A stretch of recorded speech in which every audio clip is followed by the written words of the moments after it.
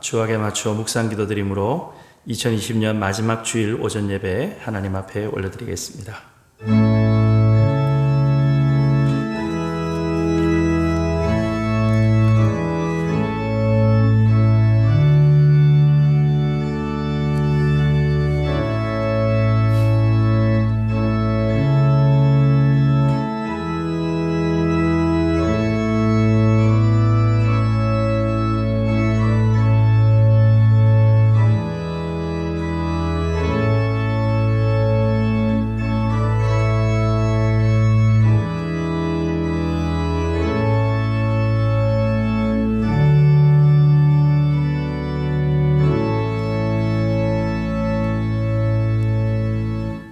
그러므로 형제들아, 내가 하나님의 모든 자비하심으로 너희를 권하노니 너희 몸을 하나님이 기뻐하시는 거룩한 산 제물로 드리라.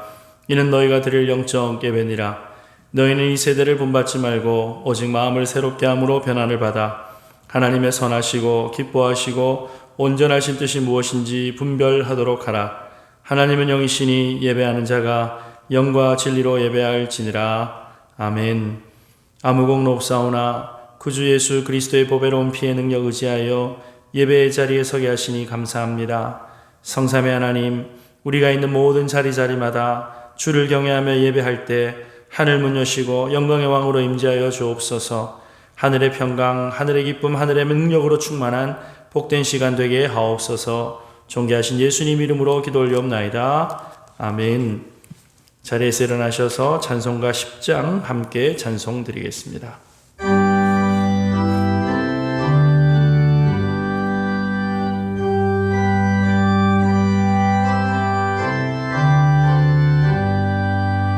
전능왕 오셔서 주 이름 찬송케 하옵소서.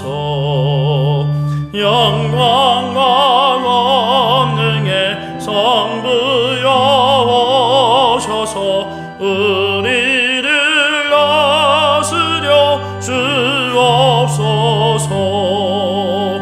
평생한 성자여 오셔서 기도를 들으소서. 택하신 백성들 복 내려주시고 거룩한 마음을 주옵소서. 위로의 주 성령 오셔서 큰 증거 주옵소서. 전능한 주시여 각 사람 마음에서 떠나지 마시고 계십소서. 성삼위일체께 한없는 찬송을 드립니다. 존귀한 주님을 영광 준배없고 영원히 마시게 하옵소서.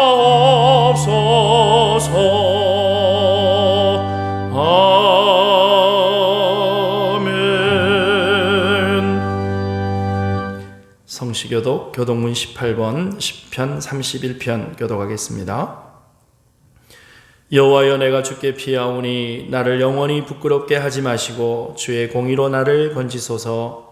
내게 귀를 기울여 속히 건지시고 내게 견고한 바위와 구원하는 산성이 되소서. 주는 나의 반석과 산성이시니 그러므로 주의 이름을 생각하셔서 나를 인도하시고 지도하소서. 그들이 나를 위하여 비밀이 친 그물에서 빼내소서. 주는 나의 산성이시니까. 내가 나의 영을 주의 손에 부탁하나이다. 진리의 하나님 여호와여, 나를 속량하셨나이다. 내가 허탄한 거짓을 숭상하는 자들을 미워하고 여호와를 의지하나이다. 내가 주의 인자하심을 기뻐하며 즐거워할 것은 주께서 나의 고난을 보시고 환난 중에 있는 내 영혼을 아셨으며 나를 원수의 수중에 가두지 아니하셨고 내 발을 넓은 곳에 세우셨음이니이다. 아멘. 사도신경으로 우리 신앙 고백 올리겠습니다. 전능하사 천지를 만드신 하나님 아버지를 내가 믿사오며 그 외아들 우리 주 예수 그리스도를 믿사오니 이는 성령으로 잉태하사 동정녀 마리아에게 나시고 본디오 빌라도에게 고난을 받으사 십자가에 못 박혀 죽으시고 장사한 지 사흘 만에 죽은 자 가운데서 다시 살아나시며 하늘에 오르사 전능하신 하나님 우편에 앉아 계시다가 저리로서 산자와 죽은 자를 심판하러 오시리라. 성령을 믿사오며 거룩한 공회와 성도가 서로 교통하는 것과 죄를 사하여 주시는 것과 몸이 다시 사는 것과 영원히 사는 것을 믿사옵나이다. 아멘. 자리에 앉으셔서 찬송가 301장 찬송 드리겠습니다.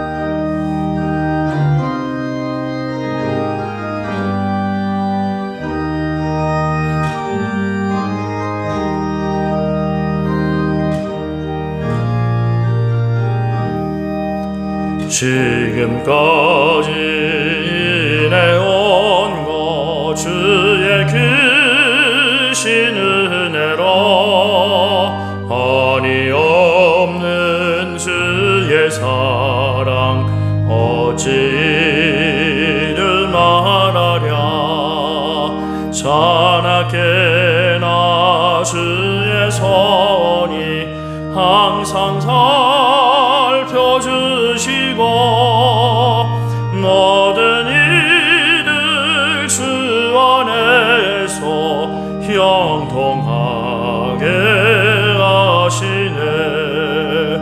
몸도 맘도 연약하나 새 힘보다 살았네. 늘 붙듯이 부시는 주의 은혜 속하다. 사랑 없는 거리에나 험한 산길에 맬 때 주의 손을 굳게 잡고 찬송하며 가리라.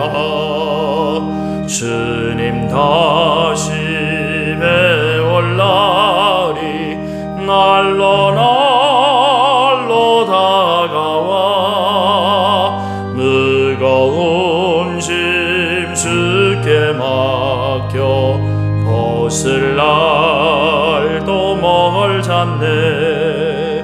나를 위해 예비하신 고향 집에 돌아가 아버지의 품 안에서 영원토록 살리라.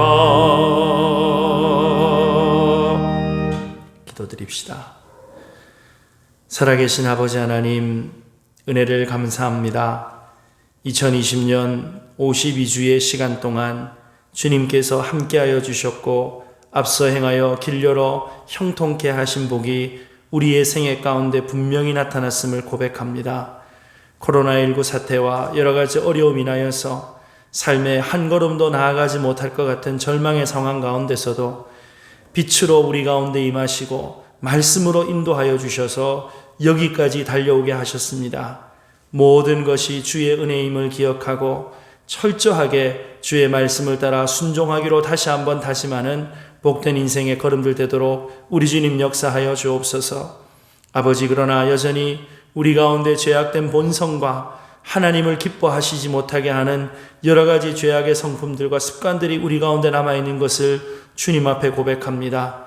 하나님의 영이신 성령님, 우리 가운데 충만히 임재하여 주셔서 하나님 기뻐하지 않는 모든 것들을 성령의 불로 태워 주시옵소서.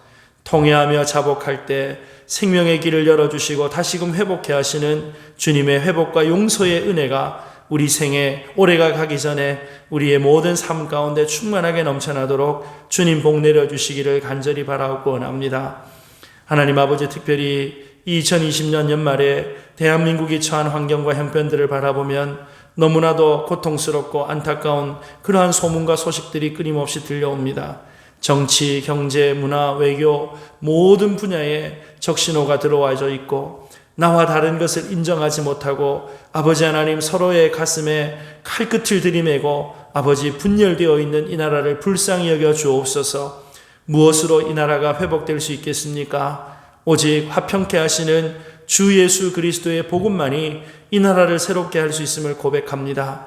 교회마다 생명의 주 예수 그리스도의 복음의 역사가 아름답게 다시 회복되어질 수 있도록 주님 은혜 내려 주옵소서. 강단마다 세상의 성공이나 자기의 위로가 아니라 오직 생명의 주 예수 그리스도의 살리시는 복음이 다시 선포되어지게 하셔서 이 모든 어려움 가운데서도 전화위복케 하심으로 민족과 열방을 향하여 제사장 나라 삼아주신 하나님의 뜻을 아름답게 수종드는 내 조국 대한민국 그리고 우리 교회들 되게 하여 주시옵소서. 하나님 아버지 37년의 역사 가운데 우리 인해재단에 함께하여 주신 은혜 무한 감사합니다. 아버지 하나님, 교회 위하여 땀 흘려 수고한 믿음의 선배들의 사랑의 수고를 주님 기억하여 주시고 눈물을 흘려 기도하고 헌신하였던 수많은 기도와 헌신이 이제 이 시대의 응답의 열매로 나타나게 하여 주셔서 주님 오시는 그날까지 주 예수 그리스도의 생명의 복음 역사 위하여 하나님의 무한하신 사랑을 증거하는 일에 우리 인해재단이 아름답게 사용되어질 수 있도록 주님 복 내려 주시옵소서. 특별히 육신의 연약함과 여러 가지 고통 인하여 하나님 앞에 탄식하며 간구하는 사랑하는 성도들, 위기의 자리, 연약한 자리마다 주님 찾아가셔서 내니 두려워 말라 위로의 말씀으로 능력의 말씀으로 함께하여 주시옵소서. 아버지, 이 어려움 또한 속히 지나가게 될 것을 믿습니다. 다시 한번 주님 앞에 모든 성도들이 기쁨으로 모여 하나님을 찬송하며 예배할 그날을 사모하면서 오늘 이 하루도 주를 의지하는 믿음으로 잘 견뎌나갈 수 있도록 주님께서 은혜를 내려 주시옵소서. 오늘 예배해 주시는 말씀을 따라 순종하기를 원합니다. 순종하는 삶의 자리마다 주의 뜻이 하늘에서 이룬 것처럼 땅에서 이루어지는 기적을 맛보게 하옵소서. 말씀과 기도 가운데 역사하실 주님 의지하옵고 존귀하신 예수님 이름으로 기도 올려옵나이다. 아멘.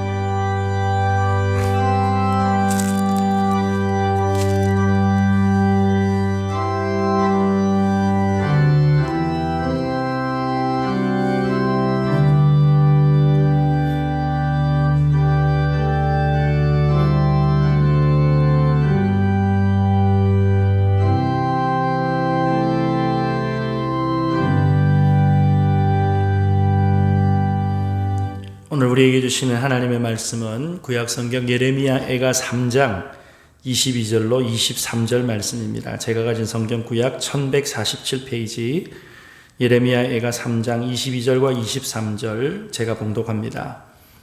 여호와의 인자와 긍휼이 무궁하심으로 우리가 진멸되지 아니함이니이다. 이것들이 아침마다 새로우니 주의 성실하심이 크시도소이다. 아멘. 교회 소식 알려드리겠습니다. 전국의 코로나 방역 대응 수칙이 2.5단계로 격상되어졌습니다. 1월 3일 주일까지 연장이 되어져서 그 기간 동안에 새벽 예배 비롯한 수요 예배 금요 기도에 청회한다는 것 기억해 주시기 바라고요. 새벽 예배와 수요 예배는 유튜브를 통해서 함께 하실 수 있습니다.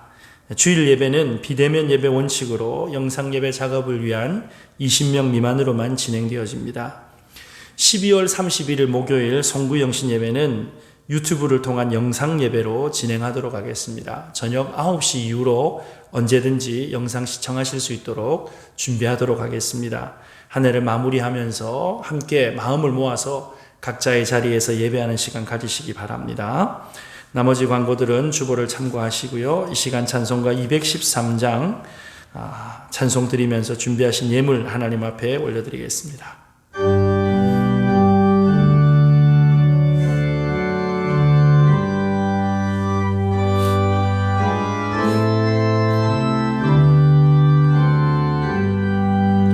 나의 생명 드리니 주여 받아주셔서 세상 이상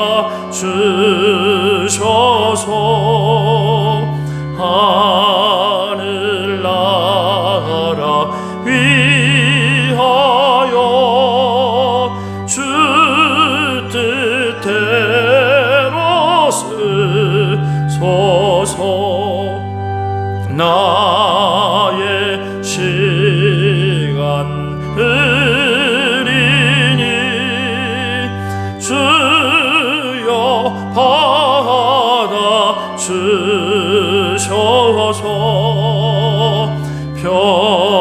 평생토록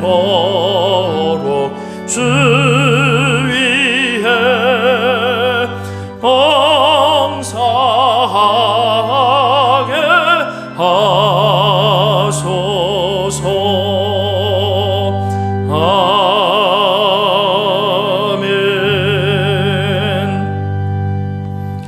아버지 하나님, 주님 앞에 보아와 생명과 시간 모든 것을 주의 주권을 고백하며 올려드립니다.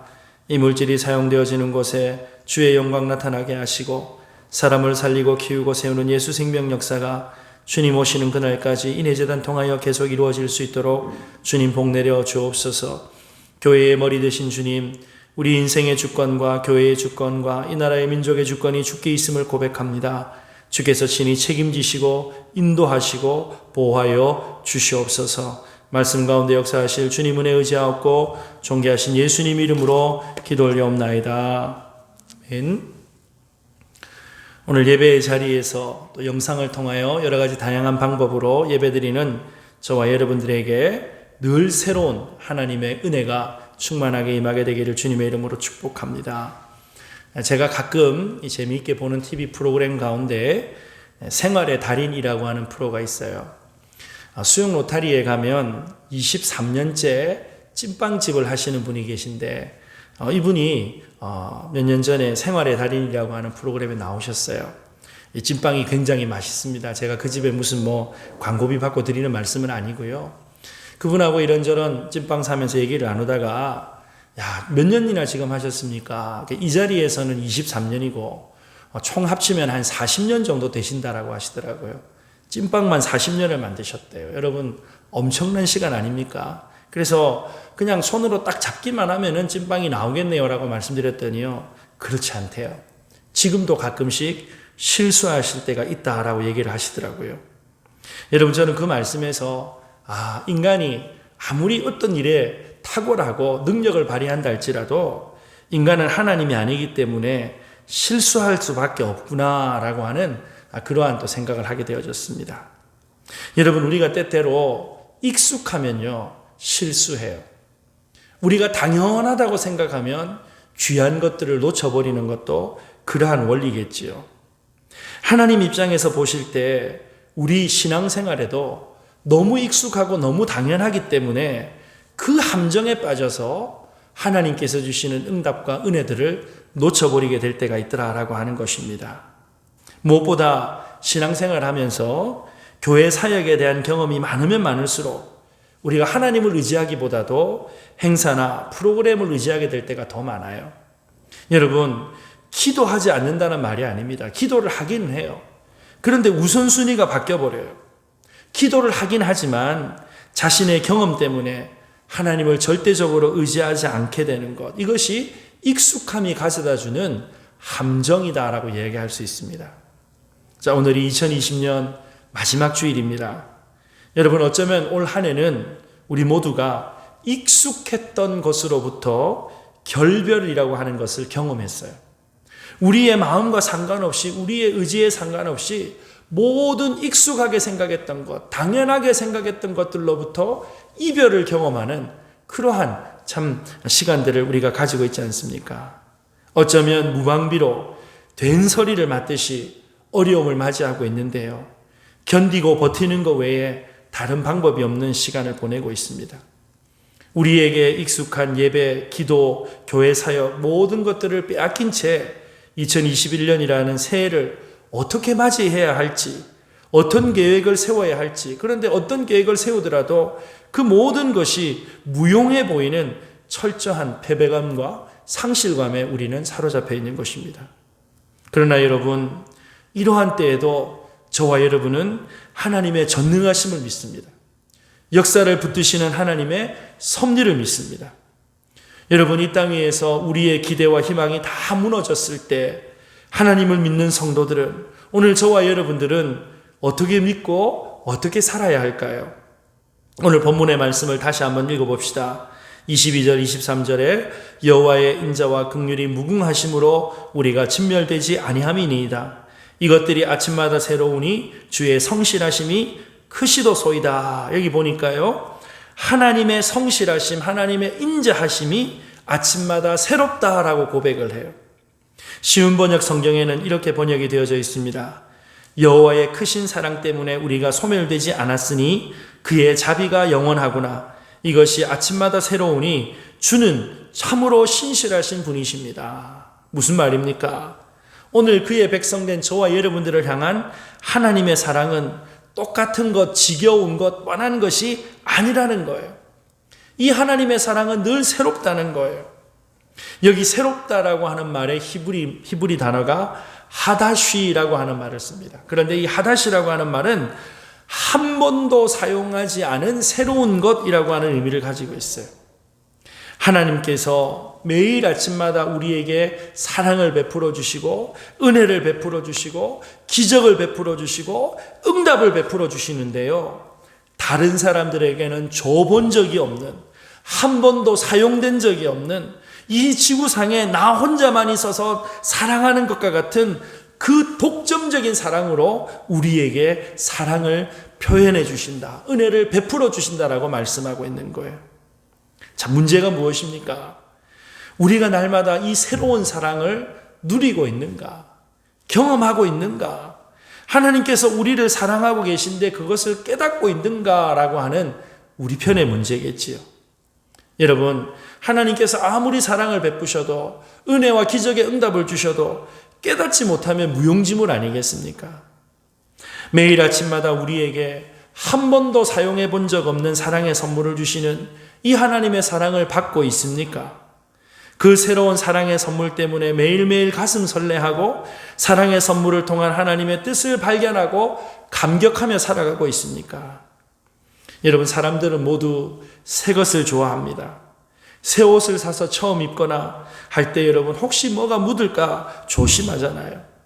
새 차를 사서 처음 몰고 나갈 때 얼마나 조심조심 다룹니까? 그런데 여러분, 오늘 우리가 신앙생활하면서 문제는요, 하나님의 사랑이 이렇게 우리에게 아침마다 새롭게 주어지는데 우리가 받는 그 사랑을 너무나도 혹은 무시하고 혹은 홀대하고 있다는 거예요. 여러분, 우리 신앙생활이 너무 만해지고 있지 않습니까? 어쩌면 올해 우리가 겪고 있는 이 코로나의 상황은 이 만해져 버린 신앙생활의 매너리즘에서 벗어나라는 주님의 경고로 받아들여야 할 줄로 믿으시기를 바랍니다. 하나님은 새롭다고 하시는데 왜 우리는 그 새로운 사랑과 은혜를 누리지 못하는 것일까요? 우리가 아침마다 새로운 하나님의 사랑의 선물을 경험하지 못하는 한 3가지 정도의 상황이 있는 것 같아요. 첫 번째, 우리 인생에 찾아오는 고난에 대해서 해석할 수 없을 때 이 하나님의 사랑을 받아들이지 못해요. 두 번째, 하나님보다 더 사랑하는 우상이 우리의 마음의 중심에 자리 잡고 있을 때 하나님의 사랑을 깨닫지 못해요. 세 번째, 신앙생활의 매너리즘에 빠졌을 때 하나님의 사랑을 새롭다고 깨닫게 되지 못한다라고 하는 것입니다.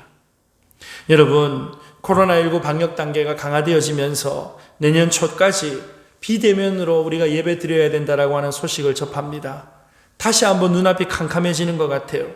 그런데 여러분, 앞서 말씀드린 것처럼 우리가 하나님께서 아침마다 주시는 새로운 은혜에 대해서 무감각해져 있던 이 영적 상태를 하나님께서 깨트리시기 위하여서 정말로 하나님의 은혜가, 하나님의 사랑이 아침마다 새롭다라고 하는 사실을 우리로 하여금 확인시켜 주기 위하여서 여러분, 하나님께서 이런 상황 가운데 우리를 집어넣으신 것이 아닐까요? 그러므로 여러분, 이 위기를 하나님의 은혜를 회복하는 새로운 기회 삼는 저와 여러분들이 되시기를 주님의 이름으로 축복합니다. 오늘 이 예레미야 애가의 말씀을 통하여서 하나님의 은혜를 새롭게 받아들이지 못하는 이 3가지 상황에서 어떻게 벗어날 것인가 말씀을 통하여 은혜를 받고 교훈을 얻기를 원합니다. 첫 번째, 우리 인생에 찾아오는 고난에 대하여서 우리는 바른 해석을 해야 되는데, 고난은 인생을 향한 하나님의 특별한 뜻이다라고 하는 것을 기억해야 한다는 것입니다. 다시 한번요, 고난은 인생을 향한 하나님의 특별한 뜻이 있다라고 하는 거예요. 여러분, 우리가 처한 현실이 너무 어렵고 힘들어질 때 아침마다 새로운 하나님의 사랑이 느껴지지를 않아요. 여러분, 예레미야의 입장에서 주의 인자와 성실이 아침마다 새롭다. 여러분, 이 말씀을 받았을 때 어땠을까 한번 생각해 보십시다. 여러분, 지금 예레미야 선지자는요, 자신의 사랑했던 나라가 망하는 모습을 지켜봐야 되는 그러한 형편 가운데 있었습니다. 여러분, 나라를 잃어버린다는 것이 얼마나 큰 고통일까요? 자신의 뿌리와 정체성이 사라져버리는 것입니다. 아무리 똑똑하고 실력이 있어도 나라가 없어지는데 무슨 소용이 있겠습니까? 예레미야가 그랬어요. 여러분, 이스라엘 역사 가운데 남쪽 유다 나라의 이 마지막 이 모습이 얼마나 혼란스러운지 모릅니다. 이런 상황 가운데 예레미야는요, 나라가 망하는 모습을 고스란히 보고 있어야 됐어요. 여러분, 그러니 지금 예레미야가 애가 눈물의 노래를 지어 부르면서 애통하고 있는 것 아니겠습니까? 여러분, 나라가 망하고 있는데 자신의 인생의 뿌리와 같고 기초가 되어졌던 모든 것들이 무너지는데 여러분, 어떻게 하나님의 사랑이 아침마다 새롭다고 선포할 수가 있지요? 나라가 망하고 있지만 어떻게 이것 또한 하나님의 사랑의 하나의 표현이라고 고백할 수 있는가 하는 것입니다. 여러분, 오늘을 살아가는 우리들도요, 삶의 여정 속에서 여러 종류의 절망과 좌절을 경험하고 있어요. 어쩌면 누구도 겪어보지 못했던 인생의 무게와 고난을 짊어지고 가고 있습니다. 경제적으로 심한 압박을 겪고 있거나 또 감당해내기 어려운 육신의 장애물 앞에 막혀서 오도 가도 못하는 그런 상황 가운데 있을 수도 있어요. 여러분, 지금 걸어가고 있는 길에서 벗어나 어디론가 탈출하고 싶은 욕망에 사로잡히신 그런 적은 없으십니까? 가까이 지내는 목사님들하고 이 단체 대화 톡에서 이런저런 얘기를 나누는데 목사님들이요, 요즘에 나는 자연인이다 그걸 그냥 재방송까지 몰아서 본대요. 너무 지금 형편이 어렵고 답답하니까 산에 들어가서 살고 싶다는 거예요. 그랬더니 어느 목사님이 이런 말씀 하시더라고요. 그 몰라서 하는 말이라고. 산에 들어가서 사는 사람들 그 산 살만한 돈이 있어야 들어간다고. 목사님들 어디 돈이 있냐고.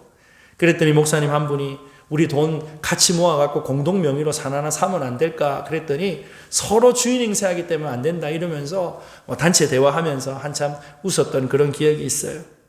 여러분, 우리가 지금 처한 형편이 너무 힘들고 어려워요. 앞으로 나아가지도 못하고 뒤로 돌아가지도 못하는 이 고난 앞에서 여러분, 하나님은 뭐라고 답변하십니까? 예레미야가 3장 33절 말씀해 보니까요, 주께서 인생으로 고생하게 하시며 근심하게 하심은 본심이 아니시로다라고 말씀을 해요. 여러분, 우리 인생에 찾아오는 고생, 고난, 근심과 걱정, 하나님의 본심이 아니시래요. 무슨 말입니까? 여기에는 하나님의 본심, 하나님의 다른 계획과 뜻이 있다라고 말씀하시는 거예요. 로마서 8장 28절에 우리가 알거니와 하나님을 사랑하는 자, 곧 그의 뜻대로 부르심을 입은 자들에게는 모든 것이 합력하여 선을 이룬다. 우리가 너무 잘 알고 있는 말씀 아닙니까? 여러분, 우리는 하나님 앞에 기도할 때 만사형통하게 해달라고 기도합니다. 우리가 소원하고 계획하고 기대하는 대로 다 되어지기를 그렇게 소원해요. 그런데 여러분, 우리 계획대로 다 되는 것이 진짜 응답일까요? 여러분, 우리가 마음에 원하는 대로 다 되는 것이 진짜 은혜일까요? 사랑하는 여러분, 하나님은 역사를 주관하시는 하나님이신 줄로 믿으시기를 바랍니다. 아무리 사람들이 권세를 가지고 호령하는 것 같아도 하나님이 되게 하셔야 되는 것이지요. 여러분, 고난을 통해서 우리가 배우게 되는 것은 무엇입니까? 우리 인생이라고 하는 것이 결코 내 마음대로 되지 않는다는 것 아니겠어요? 여러분, 고난을 통해서 우리는 내가 예측하는 것이 옳지 않다, 내가 예상하는 것, 계획하는 것이 틀릴 수 있다라고 하는 것을 깨닫게 됩니다. 내가 내 인생을 조정할 수 있다, 내가 내 인생을 컨트롤 할 수 있다라고 하는 자기 신화가 깨어지는 순간이 언제입니까? 이 교만이 깨어지는 것이 언제입니까? 고난이 우리 인생에 찾아올 때입니다. 그래서 여러분, 이 고난의 강도가 강해지면 강해질수록 처음에는 버티다가 나중에 버틸 수 없는 상황이 오면 그때서 하나님 앞에 항복하는 것이요. 그리고 하나님 모든 것 아시지 않습니까? 라고 하나님께 맡겨드리는 거예요. 여러분, 믿음이라고 하는 것이 무엇입니까? 믿음이라고 하는 것은요, 하나님의 뜻에 맡기고 하나님의 때를 기다리는 것이지요. 앞서 말씀드린 대로 예레미야에가는 바벨론에게 멸망당한 유다 나라의 비극을 보고서 선지자가, 이 눈물의 선지자 예레미야가 눈물로 불렀던 노래입니다. 여러분, 이 슬픔의 노래의 원인은요, 나라가 멸망하는 그 고통의 눈물이었어요. 오늘 본문을 보시면 바벨론의 침략으로 예루살렘이 무너집니다. 이 백성들이 다 비참하게 사륙을 당해요. 그런데 놀랍게도 이런 비참한 상황 가운데서도 21절에 오히려 소망이 있다라고 고백을 합니다. 여러분, 현실적인 절망이에요. 그런데 여러분, 어떻게 오히려 소망이 있다라고 외칠 수 있습니까? 19절에 보니까 내 고초와 재난과 곧 쑥과 담즙을 기억하소서라고 말씀하고 있어요. 여러분, 선지자 자신이 겪었던 고초와 재난을 이 쑥과 담즙으로 묘사하고 있어요. 여러분, 쑥은 식물 가운데 가장 쓴 것입니다. 담즙은 쓸개즙을 말하는 거예요. 여러분, 여기서 특별히 담즙이라고 하는 것은 히브리 말 로쉬라고 하는 말을 쓴대요. 이 로쉬라고 하는 말은 쓸개즙이라고 하는 뜻 외에 독약이라고 하는 뜻도 갖고 있다고 합니다. 무슨 말입니까? 마치 독약을 마시는 것 같은 고통과 괴로움을 지금 예레미야가 고난 가운데서 경험하고 있다는 거예요. 여러분, 예레미야 선지자가 너무 불행해 보이지 않습니까? 여러분, 유다민족의 지도자들이요, 여러분, 이 예레미야의 선포 앞에 예레미야를 선지자 아니라고 여러분 그를 가두기도 하고 그를 핍박하기도 했어요. 여러 번 옥에 갇힙니다. 여러 번 매에 맞습니다. 여러 번 죽을 고비를 넘깁니다. 여러분, 겉으로 보면 예레미야에게 소망이 있을 이유가 단 하나도 없어요. 어떤 소망도 없어 보여요. 그런데 그는 오히려 소망이 있다라고 선포를 합니다. 여러분, 그 소망의 근거가 무엇입니까? 이유가 무엇입니까? 고난 중에도 여전히 베풀어 주시는 하나님의 자비와 긍휼하심이 있기 때문에 예레미야는 소망이 있습니다라고 고백하는 거예요. 22절에 여호와의 인자와 긍휼이 무궁하심으로 우리가 진멸되지 아니함이니이다. 여러분, 여기 인자라고 하는 말이 하나님의 자비라고 하는 말로 해석할 수 있어요. 여러분, 이 구절을 풀어서 이해하면 이렇습니다. 지금 이렇게 채찍을 맞아서 멸망하였지만 여호와 하나님의 자비와 긍휼이 크시기 때문에 진멸되지 않고 살아남아 반드시 회복될 것을 믿습니다라고 하는 신앙 고백을 하고 있는 거예요. 여러분, 바벨론 나라가 이 남쪽 유다 나라를 완전히 박살을 내버렸어요. 성을 불태웁니다. 재산들을 약탈합니다. 사람들을 닥치는 대로 죽였어요. 그런데 하나님께서 예레미야에게 주셨던 믿음이 있었어요. 무엇입니까? 하나님의 자비와 긍휼이 이 모든 고난과 핍박들을 다 품어내고도 남을 정도로 위대하고 크시다는 거예요. 22절에 무궁하다는 것은 영원하다, 끝이 없다, 지속적이다라고 하는 뜻을 갖고 있어요. 여러분, 사람이 누군가를 도와준다라고 할 때는요, 시간과 길이가 여러분 재정이 제한이 되어져 있어요. 영원토록 사랑하고 도와주지 못해요. 부모 자식이 그렇고 부부가 그렇고 친구가 그렇습니다. 그런데 하나님의 긍휼과 자비는 무궁하다, 끝이 없다라고 성경은 선포하고 있어요.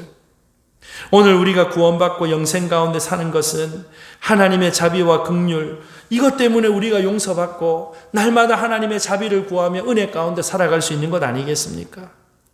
2020년 한 해를 돌아보면 우리는 오늘까지 하나님의 사랑으로 살았고 지금도 하나님의 사랑을 의지하고 있습니다. 우리는 너무나도 약한 존재이기 때문에 하나님의 자비와 긍휼을 의지하는 것 외에는 방법이 없어요. 그래서 하나님의 자비와 긍휼을 의지하면서 하나님 앞에 나와 하나님께 붙어 있어야 살 수가 있는 거예요. 히브리 말로 소망이라고 하는 단어가 티그바라고 하는 단어를 씁니다. 티그바. 그런데 이 티그바라고 하는 말은요, 여러분 히브리 말 콰바라고 하는 말에서 나왔어요. 콰바. 여러분이 콰바라고 하는 말이 무언가 서로 꼬아서 연결시키다라고 하는 뜻을 갖고 있어요. 서로 꼬아서 연결시키다. 무슨 말인가? 소망이라고 하는 것은 서로 꼬아서 하나로 묶는 거라는 거예요. 여러분, 소망이라고 하는 것이 무엇입니까? 하나님께 우리의 인생을 묶어두는 거예요. 예수 그리스도의 부활 생명에 우리의 인생을 묶어두는 거예요. 여러분, 태아는 엄마의 탯줄을 통해서 모든 것을 공급받지요. 마찬가지로 하나님의 자비와 긍휼하심을 믿고 하나님과 연결되어질 때 우리에게 누구도 끊을 수 없는 영원한 소망이 주어지는 줄로 믿으시기를 주님의 이름으로 축복합니다. 여러분, C.S. 루이스가 이런 말을 했다고 하지요. 하나님과 다른 많은 것을 가진 사람이 하나님만 가진 사람보다 더 많이 가진 것이 아니다. 여러분, 무슨 말입니까? 하나님이 우리의 전부가 되어주신다는 거예요. 고난을 통해서 우리는 하나님 외에 우리가 의지할 것이 전혀 없다는 사실을 깨우치게 됩니다. 이 땅에서 우리가 소망을 삼으려고 하는 모든 것들은 유통기한이 있어요. 영원한 것이 못 됩니다. 여러분, 이것을 언제 깨닫게 됩니까? 고난을 통해서 깨닫게 되는 거예요. 사랑하는 성도 여러분, 하나님은 우리가 그분을 찾을 때 우리의 모든 문제에 대하여 답을 주십니다. 우리가 절망감으로 그분을 떠날 때도 여전히 우리와 함께 하시고 소망 가운데 우리를 돌아오게 하십니다. 여러분, 그러므로 날마다 하나님의 은혜의 보좌 앞에 나아가서 그분의 은혜에 호소하는 저와 여러분들이 되시기를 주님의 이름으로 축복합니다. 여러분, 하나님의 이 사랑과 자비가 자신의 아들을 내어주시기까지 우리를 사랑하셨는데 무엇을 우리에게 더 아끼시겠습니까? 어떠한 고난 가운데 있다 할지라도 소망 가운데 하나님의 놀라운 회복을 경험하는 저와 여러분들이 되시기를 바랍니다. 두 번째로 우리 마음의 품은 우상의 문제에 대하여서 하나님께만 집중해야 한다라고 말씀하십니다. 여러분, 두 마음을 품는 것을 성경은 우상 숭배다라고 말씀을 하고 있는데 아침마다 새로운 하나님의 사랑을 받아들이는 데 있어서 이 두 마음 품는 우상이 가장 큰 장애물이라고 하는 것을 깨달아야 해요. 여러분, 다시 말씀드리지만 왜 아침마다 새로운 하나님의 그 사랑을 경험하지 못합니까?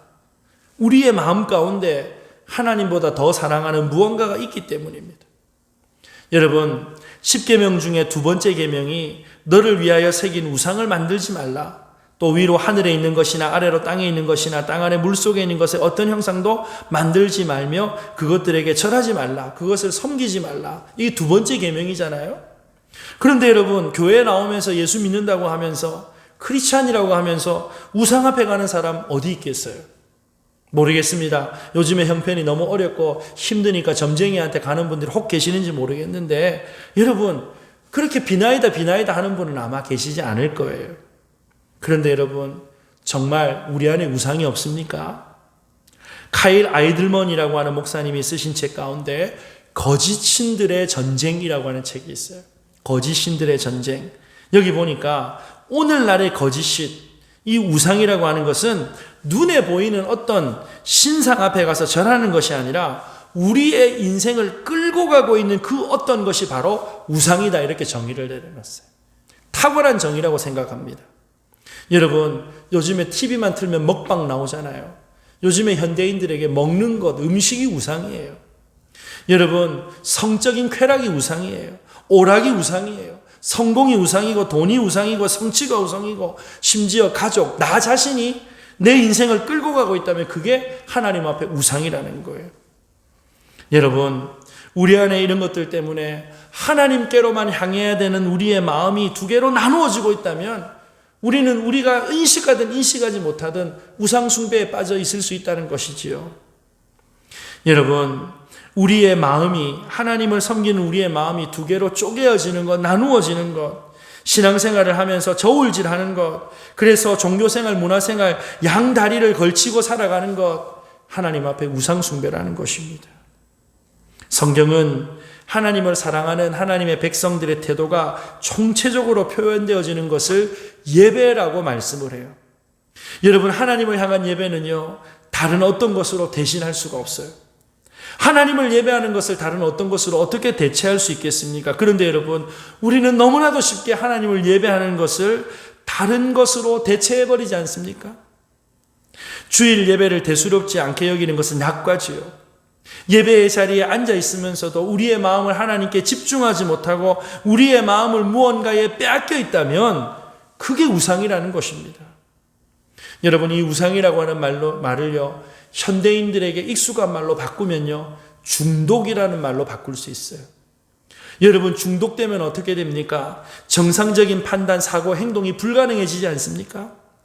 하나님을 사랑하는 것, 하나님의 말씀에 순종하는 것을 다른 어떤 것들과 비교하고 저울질하고 있을 때 여러분, 우리는 정상적인 판단, 사고, 행동을 할 수 없는 거예요. 야고보 사도는 두 마음을 품어서 정함이 없는 사람이다라고 표현을 합니다. 그러면서 야고보서 1장에 하나님으로부터 아무것도 얻을 수 없다라고 기록하고 있지 않습니까? 여러분 제가 설명드렸던 것 같은데요. 이 사랑이라고 하는 말 자체가 독점성을 내포하고 있어요. 독점성. 무슨 말인가? 여러분, 한 남자와 한 여자가 결혼해서 부부가 되어졌어요. 여러분, 이 부부의 사랑은 독점적입니다. 아무것도 중간에 개입하거나 끼어들 수가 없어요. 그런데 여러분, 한번 이런 말이 여러분 가능할까 한번 생각해 보십시오. 우리 남편은 너무나도 사랑이 많아서 나를 너무나도 사랑해. 그런데 그 사랑이 넘쳐서 옆집 여자도 뜨겁게 사랑해. 여러분, 이게 말이 됩니까?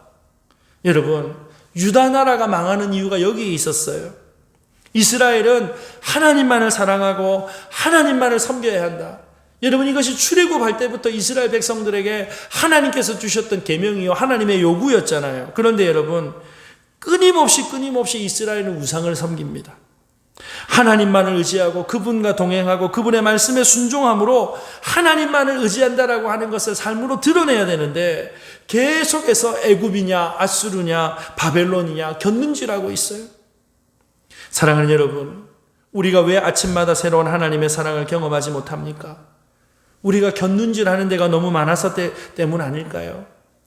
하나님께서 우리를 사랑하지 않으셔서가 아니라 우리가 하나님보다 더 사랑하고 의지하는 것들이 많았다라고 하는 사실을 이제 하나님 앞에 인정해야 하는 것입니다. 어떤 면에서 신앙생활 하면서요, 바라고 의지할 대상이 하나님밖에 없는 상태가 영적으로는 더 건강하고 풍요로운 때가 아니었는가 생각을 합니다.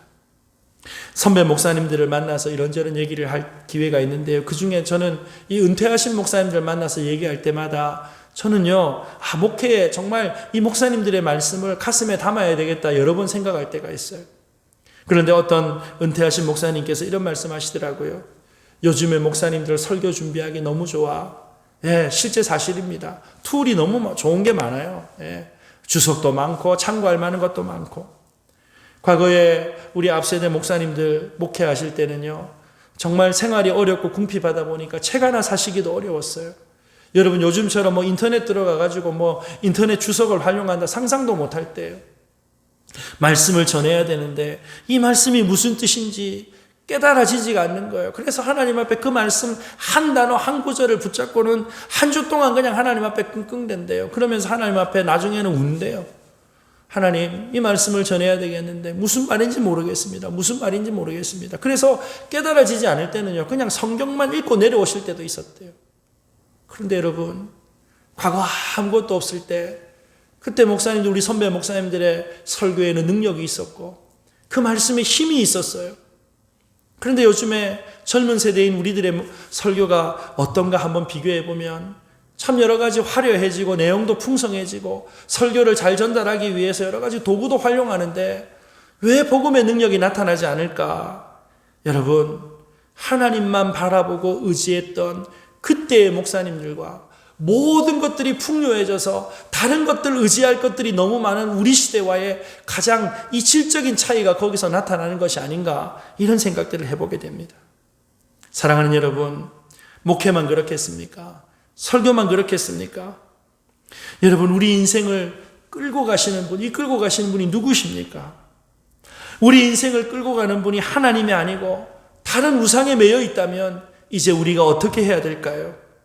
24절 말씀해 보니까 내 심령에 이르기를 여호와는 나의 기업이시니 그러므로 내가 그를 바라리라. 내가 그를 어떻게 한다고요? 바란다 하는 거예요. 바란다.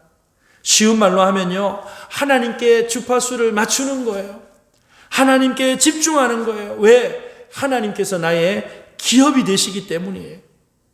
여러분, 여기 이 기업이라고 하는 것은요, 조상에게 물려받는 재산인데 필수적인 생계수단이었어요. 이거 없으면 죽고 살 수가 없어요. 여러분 한번 생각해 보세요. 광야에서 여러분 목동으로 살아가는데 조상에게 물려받은 재산이 없으면 생존할 수가 없는 거예요. 그런데 예레미야는 모든 땅 위의 소망이 다 무너져버린 절망의 상황 가운데 하나님이 나의 기업이십니다 라고 하는 것을 깨닫게 되어졌다는 것입니다. 사랑하는 여러분, 오늘 2020년 연말을 맞이하면서 우리 인생의 모든 것들이 다 무너져버리고 어쩌면 우리가 노력하고 애써서 쌓아놨던 것들이 여러분 다 무너져버리는 절망의 시대를 우리가 살아가고 있는 것 같아요. 여러분, 이러한 때에 하나님 앞에 분명한 신앙 고백할 수 있는 기회인 줄로 믿으시기를 바랍니다. 하나님, 땅에 내가 쌓아놓은 것, 내가 이루어 놓은 것이 나의 기업이 아니라 하나님만이 나의 기업 되십니다라고 철저하게 고백할 수 있는 기회를 하나님께서 우리에게 주신 줄로 믿으시기를 바랍니다. 사랑하는 여러분, 하나님은 긍휼이 풍성하신 분이십니다. 그분 안에 소망이 있어요. 그분 안에 소망이 있어요. 하나님을 바라보는 자, 하나님을 나의 유일한 기업으로 삼고 살아가는 자, 소망이 있는 줄로 믿으시기를 바랍니다. 여러분, 하나님께 영적인 주파수를 맞추지 않으면요, 잡음들만 들리는 거예요. 마음의 주파수를 하나님께 맞추지 않고 우상에게 맞추면 인생의 잡음만이 지지직거릴 수밖에 없어요. 그러나 영적인 주파수가 정확하게 맞으면 우리는 우리 갈 길을 인도하시는 하나님의 뜻을 발견하고 이 모든 어두움과 칠흑과 같은 고통 가운데서 마침내 벗어나게 될 줄로 믿으시기를 주님의 이름으로 축복합니다. 여러분, 오늘 우리의 영적 주파수를 어디에 맞추고 살고 있습니까? 이 세상입니까? 하나님입니까? 사랑하는 여러분, 우리의 주파수를 하나님께 잘 맞추고 살아갈 수 있는 저와 여러분들이 되시기를 바랍니다. 마지막 세 번째로, 신앙의 매너리즘에 빠졌을 때 회개하고 돌이켜야 합니다. 여러분, 어떤 책에 보니까 이런 말이 나옵니다. 익숙함은 곧 불경건이다. 여러분, 맞는 말이에요. 처음 사랑하는 사람을 만나서 연애를 시작하면 얼마나 조심스러운지 모릅니다. 좋은 모습만 보여주고 싶어요. 그런데 여러분, 시간 지나면 어떻게 됩니까?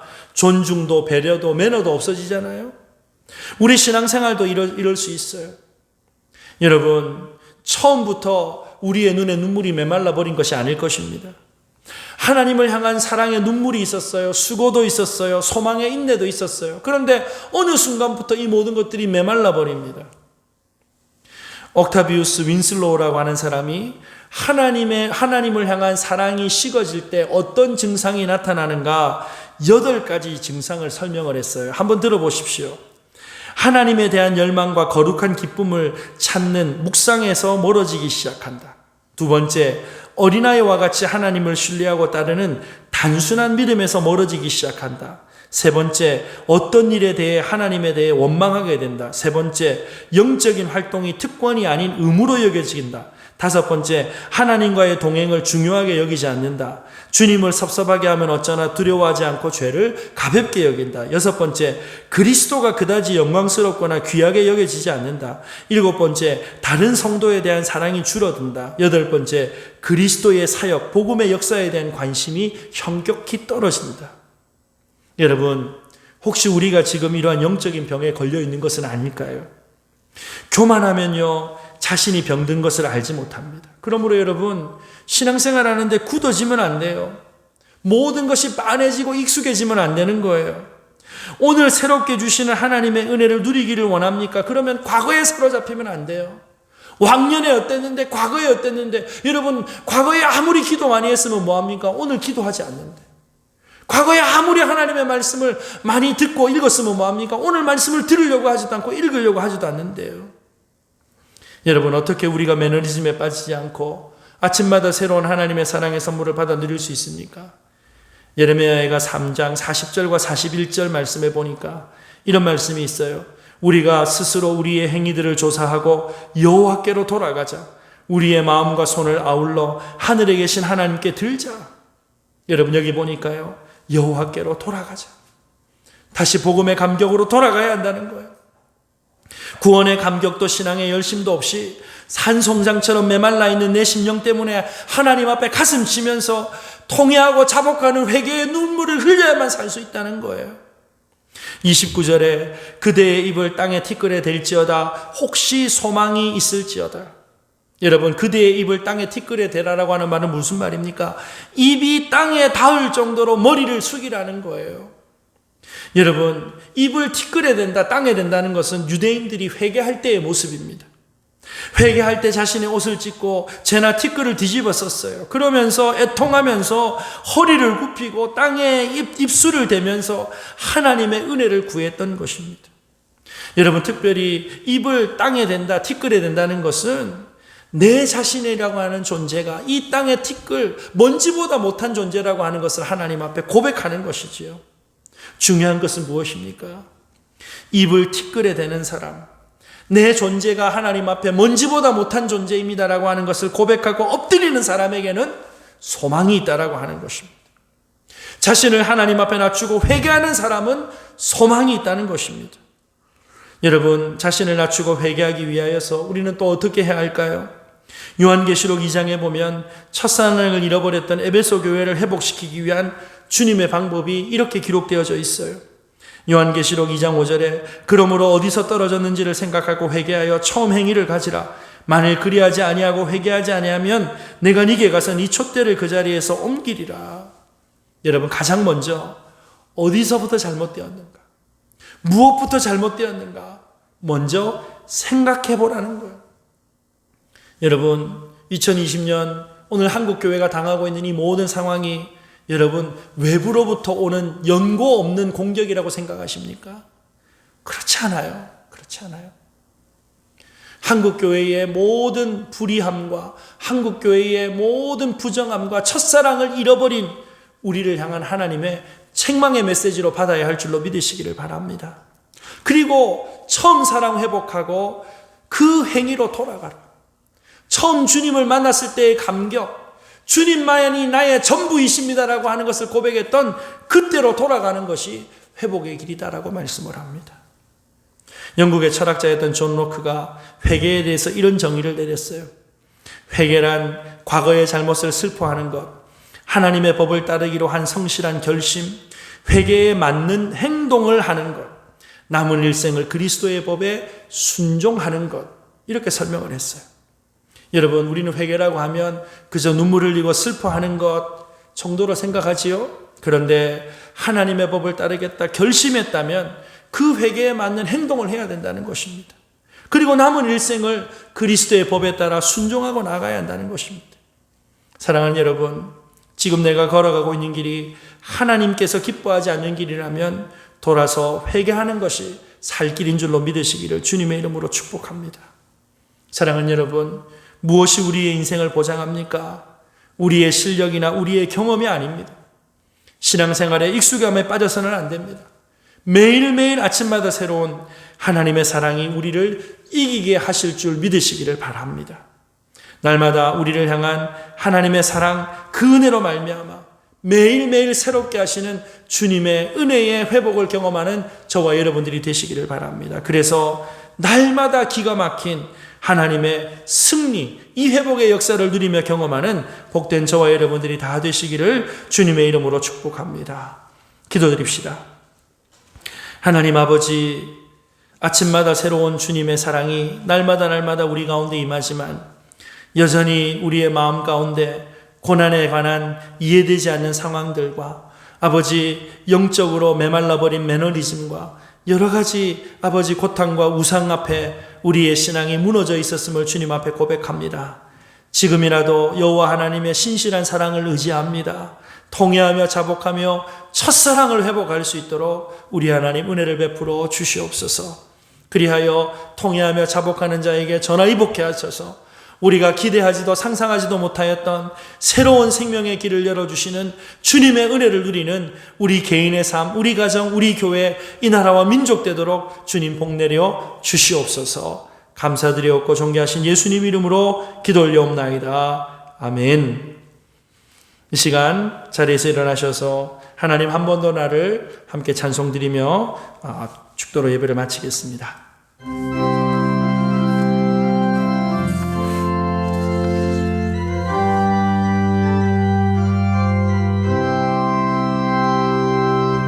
하나님 한 번 더 나를 실망시킨 적 없으시고 언제나 공평과 은혜로 나를 지키셨네. 지나온 모든 세월들 돌아보아도